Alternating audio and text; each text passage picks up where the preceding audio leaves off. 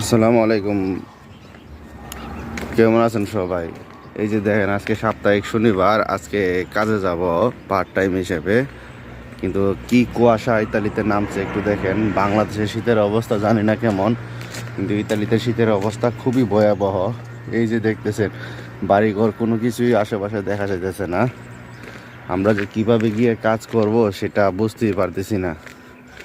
আর সকালবেলার কাজ বুঝতেই পারতেছেন যে কুয়াশা, এখানের কুয়াশা যেমন মনে করেন কুয়াশার পানি জমে বৃষ্টির মতো হয়ে থাকে।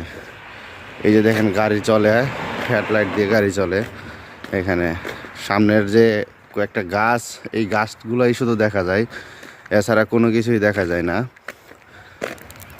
এই কুয়াশার মধ্যে ইতালিতে গাড়ি সব কিছু সাবধানে চলাচল করে, মানুষও বেশি বের হয় না।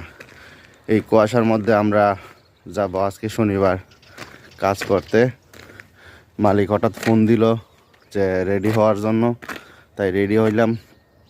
এই দেখুন কি কুয়াশা, কিছুক্ষণ পর কুয়াশা অনেক বাড়বে। এই দেখেন গাড়ির কি অবস্থা, হেডলাইট দিয়ে গাড়ি চলতে হয়। তো এভাবেই আজকে সারাটা দিন পার করতে হবে। মনে হয় না আজকে সূর্য উঠবে, যদি একটু সূর্য উঠতো তাহলে হয়তো বা ভালো লাগতো। তাই আজকে সূর্য ছাড়াই, রোদ ছাড়াই কাজ করতে হবে এই কুয়াশার মধ্যে। গাছের পাতাগুলো বৃষ্টির মতো পানি জমা আছে।